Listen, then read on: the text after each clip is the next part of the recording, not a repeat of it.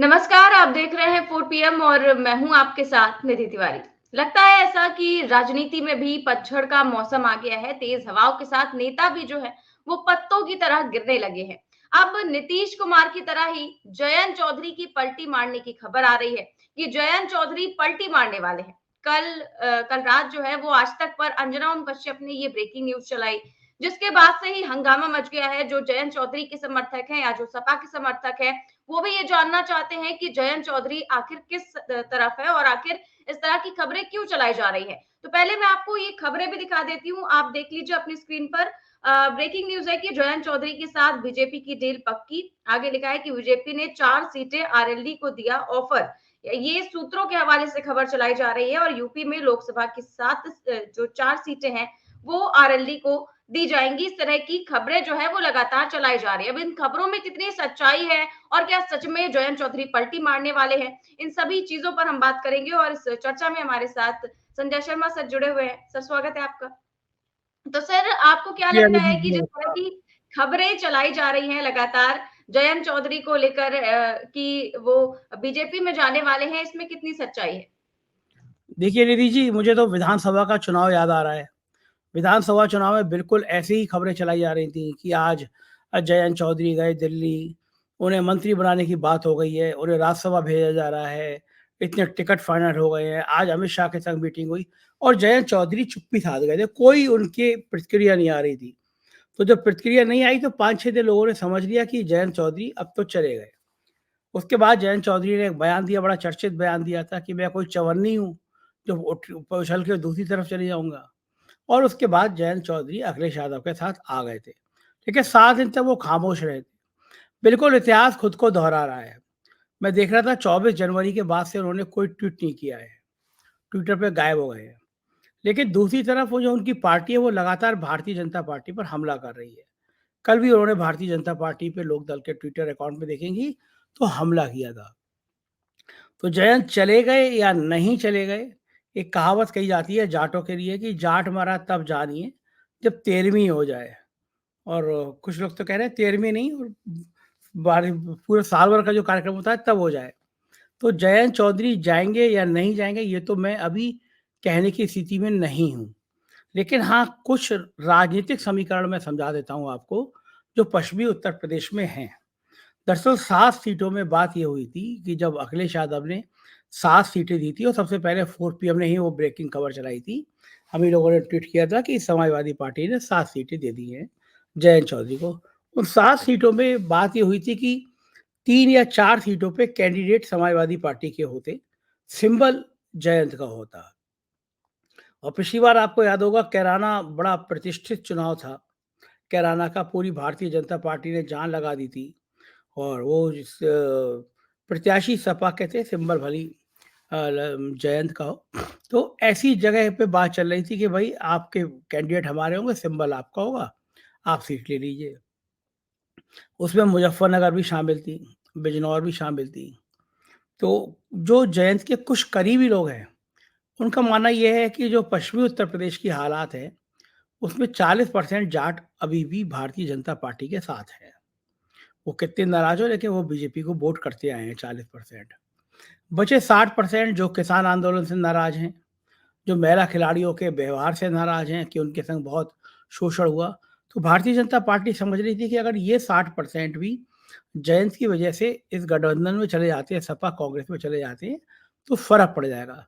जैसे मैं उदाहरण के लिए मुजफ्फरनगर की सीट आपको बता दूं, संजीव बालियान का इतना घनघोर विरोध है वहां पे कि अगर संजीव बालियान के मुकाबले में हरेंद्र मलिक, जिनको अखिलेश यादव चुनाव लड़ाना चाहते हैं, उनके विधायक पुत्र हैं पंकज मलिक के पिता हैं, इलाके में काफ़ी रसूख रखते हैं। तो अगर संजीव बालियान का और हरेंद्र मलिक का आमने-सामने का चुनाव होता, तो ये बात सभी कह रहे थे पूरे इलाके में था कि संजीव बालियान हारेंगे नहीं, बहुत बुरी तरह से चुनाव हार जाएँगे। संजीव बालियान भी कोशिश कर रहे हैं कि लगातार कि जयंत हमारी तरफ आ जाए। संजीव बालियान को लगता है कि अगर जयंत हमारी तरफ आ गए, तो हमें जाट वोट मिलेगा, हम सीट जीत जाएँगे।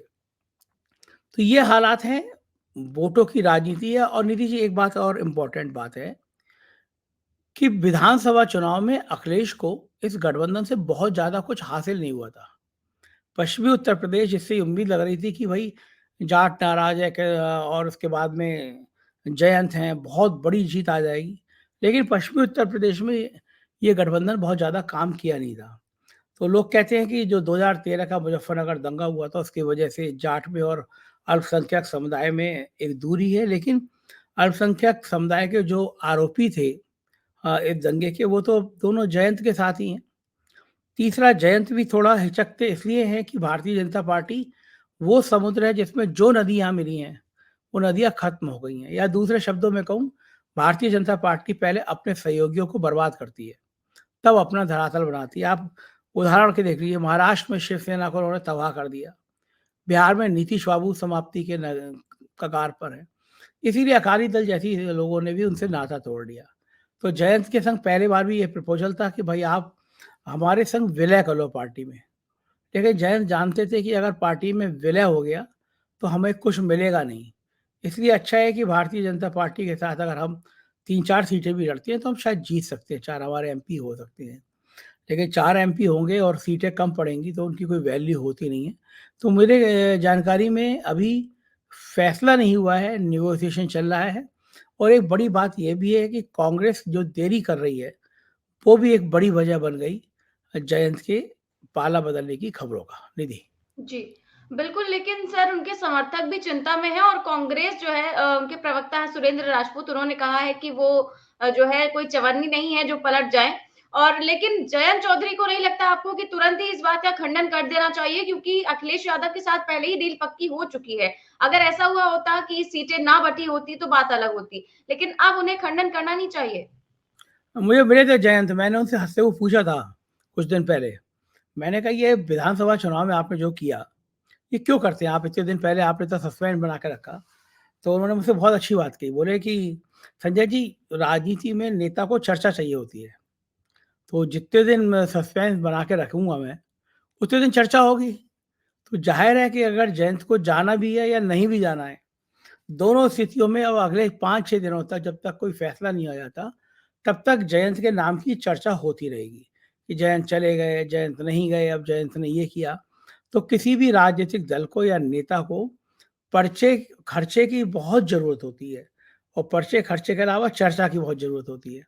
तो इस बहाने से जयंत की लगातार, जैसे हम ही लोग बात कर रहे हैं आज सुबह-सुबह, तो ये चर्चा कर ही रहे हैं। तो जयंत को ये चर्चा करने का जो मौका मिल रहा है, जो फ़ायदा मिल रहा है, वो आम तौर पे मिलता नहीं। तो जयंत का तरीका ये सही है कि जो डिसीज़न लेना हो तो ले ही लेंगे, लेकिन उससे पहले गायब हो जाओ। फ़ोन भी नहीं उठा रहे हैं, कल उनके पीए ने उनको, उनके एक मित्रों ने फ़ोन किया, मेरे सामने फ़ोन किया, मैं दिल्ली में था। मेरे सामने जयंत का फ़ोन किया, उनको बहुत करीबी मित्र है, उसने फ़ोन किया, लेकिन जयंत किसी का फ़ोन नहीं उठा रहे हैं। इसका मतलब है जयंत अभी अपना मार्केट में भाव, सट्टा बाज़ार में भाव बढ़ा रहे हैं। और लोग ये भी बता रहे थे कि वो उन्होंने संदेशा अखिलेश यादव को भी भिजवाया है कि एक बार पुनर्विचार कर लीजिए, 7 की सातों सीटों पे कैंडिडेट हमारे हों। तो अभी उन्होंने दोनों हाथों में लड्डू लेके रखे हैं, किस हाथ का लड्डू खाएँगे ये अभी कह नहीं सकते, लेकिन हाँ, चर्चाएँ बहुत हैं, कार्यकर्ता थोड़े मायूस हैं, परेशान हैं। ट्विटर पे बाढ़ आ रही है, मैं देख रहा हूँ ट्विटर पर उनके समर्थक लिख रहे हैं कि जयंत जी धोखा मत देना, ये भारतीय जनता पार्टी वो है जिन्होंने किसानों पे लाठीचार्ज कराया था, ये भारतीय जनता पार्टी वो है जिन्होंने हमारी जी, बहू-बेटियों को। और वही समर्थक जो है वो लिख लिख तो रहे हैं कि बीजेपी के साथ मत जाइएगा, और लेकिन अगर जयंत चौधरी बीजेपी के साथ जाते हैं तो ये समर्थक क्या उधर शिफ्ट होगी और क्या उनका वोट बैंक उस तरफ शिफ्ट शिफ्ट हो सकता है?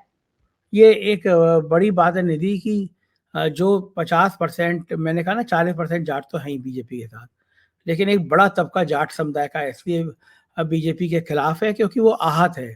भारतीय जनता पार्टी ने किसान आंदोलन में जिस तरह जाटों के साथ व्यवहार किया, खिलाड़ियों के साथ व्यवहार किया, किसानों के साथ व्यवहार किया, इसके अलावा उन्होंने जाटों की समस्याओं के पे कभी ध्यान नहीं दिया, जाटों के आरक्षण की मांग को कभी पुनर्विचार नहीं किया। पहली बार ऐसा हो रहा है कि सालों बाद कोई कैबिनेट मिनिस्टर जाट नहीं है। तो ये सारे मुद्दे पश्चिमी उत्तर प्रदेश के हैं। चीनी मिलों का भुगतान नहीं हुआ है, बहुत परेशान है किसान कि चीनी मिलें उनका पैसा लेके दे नहीं रही हैं। ये सारी परिस्थितियाँ हैं। तो जाट जितने इनके जाने से कितने परसेंट जाट शिफ्ट हो जाएगा ये कहना भी मुश्किल है, क्योंकि हम इनके समर्थकों की जो प्रतिक्रियाएँ देख रहे हैं, उसमें से अधिकांश का कहना यही है कि आप जयंत जी धोखा मत देना, भारतीय जनता पार्टी के साथ मत चले जाना। और ये परिस्थिति बता रही है कि ये आसान नहीं है। इतनी आसानी से आपका वोट बैंक जो बीजेपी से नाराज़ है, तो ये मानता है कि भारतीय जनता पार्टी ने धोखा दिया है, वो इतनी आसानी से शिफ्ट हो जाएगा ये कहना थोड़ा मुश्किल है, लेकिन ये राजनीति है, कब क्या हो जाए, ये भी नहीं कहा जा सकता, तो ये भी बिल्कुल। संभावना है कि चले और जाएँ। अब सर भारत जोड़ो यात्रा जो है वो यूपी में कुछ दिन बाद ही प्रवेश करने वाली है और जैसा कि कल खबरें चलाई गई कि अखिलेश यादव को निमंत्रण भेजा गया है मल्लिकार्जुन खड़गे की तरफ से और उन्होंने स्वीकार भी कर लिया है। तो यहाँ पर तो अखिलेश यादव और राहुल गांधी के साथ चलेंगे ही यूपी में। तो इसका भी शायद कुछ फायदा हो और शायद तब तक जयंत चौधरी कुछ फैसला ले। बिल्कुल हो सकता है। निधि जी, कल मैं दिल्ली में था। दीपेंद्र हुड्डा जी और उनके पिताजी हर साल एक लंच करते हैं, कुछ मीडिया के लोग, कुछ पॉलिटिकल लोग बुलाते हैं, तो मैं कल उस लंच में था और वहाँ कांग्रेस के कई बड़े नेताओं से मेरी व्यक्तिगत बातचीत हुई। उसमें से नाम कोट करना ठीक नहीं है, उसमें से भी अधिकांश लोगों का कहना था कि कांग्रेस ये गलती कर रही है, यूपी में जो करना है उसको तत्काल कर लेना चाहिए। अभी भी कांग्रेस का एक धड़ा कह रहा है कि मायावती से एक नए सिरे से बातचीत करिए। एक धड़ा ये समझाने की कोशिश कर रहा है कि चुनाव में हमें अकेले चले जाना चाहिए। लेकिन बहुमत राहुल गांधी की जो व्यक्तिगत बातचीत बताई जाती है वो ये है कि नहीं भाई, हमें हर हालत में समाजवादी पार्टी के साथ जाना चाहिए। लेकिन इसमें जितनी देरी कर रहे हैं उतना नुकसान हो रहा है। लेकिन आप ये बात बिल्कुल ठीक कह रही हैं, जब भारत जोड़ो यात्रा उत्तर प्रदेश में प्रवेश करेगी तो ये तय हो जाएगा कि उत्तर प्रदेश का जनमानस चाहता क्या है। हकीकत ये है कि कांग्रेस का उत्तर प्रदेश में अपना कोई जनाधार बचा नहीं है। किसी भी लोकसभा सीट में वो 5,000 10,000 ये वोट ट्रांसफर कर सकती है। कांग्रेस के जो नेता ये कह रहे हैं कि हमको अकेले लड़ना चाहिए, उनका तर्क ये है कि इस देश का मुसलमान अब कांग्रेस के साथ आ गया है। उसको लग रहा है कि राहुल गांधी जिस तरह से संघ पे, जिस तरह से भारतीय जनता पार्टी पर हमले करते हैं, वो बहुत बेमिसाल है, तो हमें राहुल का साथ देना चाहिए। देखिए, बड़ी बात ये है निधि कि केवल अकेले मुसलमान वोटों से चुनाव नहीं जीता जा सकता। अखिलेश यादव ने पीडीए के नाम पे जो पिछड़ा, दलित, अल्पसंख्यक आंकड़े ये जमा किए हैं, तो वो अखिलेश की पूंजी है। अभी भी विपक्ष का सबसे बड़ा चेहरा अखिलेश यादव है। तो ऐसे में ये कह देना कि भई अकेले मुसलमान के दम पे हम चुनाव में उतर जाएँ तो संभव नहीं है। जहाँ पे मुसलमान देखेगा कि पिछड़े हैं, बाकी बिरादरी है, तो मुसलमान उधर जाएगा। तो ये कांग्रेस को जो भी प्रयोग करना है, अकेले लड़ना है, बसपा से लड़ना है, सपा से लड़ना है, मुझे लगता है इसमें जितना देरी करेंगे, जैसे जयंत का मामला है, अगर सीटों का बँटवारा पहले तय हो जाता, पहले जयंत, अखिलेश, राहुल एक मीटिंग कर लेते, तो ज़्यादा फ़ायदा होता। चुनाव में मोटा-मोटा 2 महीने बचे हैं, अप्रैल में नई सरकार फ्रेम हो जाएगी, तो ये देरी करना नुकसान में है और भारत जोड़ो न्याय यात्रा जब आएगी उत्तर प्रदेश में, तो भी माहौल बनेगा और शायद उससे कुछ संदेशें निकलेंगे कि आखिर होने क्या जा रहा है और होना क्या चाहिए। ये दोनों बातें इस यात्रा के बाद निकलती हुई दिखाई दे सकती है निधि जी। जी, बिल्कुल सर, बहुत-बहुत शुक्रिया सर इस चर्चा में भाग लेने के लिए। तो आप देख रहे हैं कि लगातार तमाम तरह की चर्चाएँ चल रही हैं जयंत चौधरी को लेकर भी कि क्या वो भी नीतीश कुमार की तरह पलटी मारेंगे?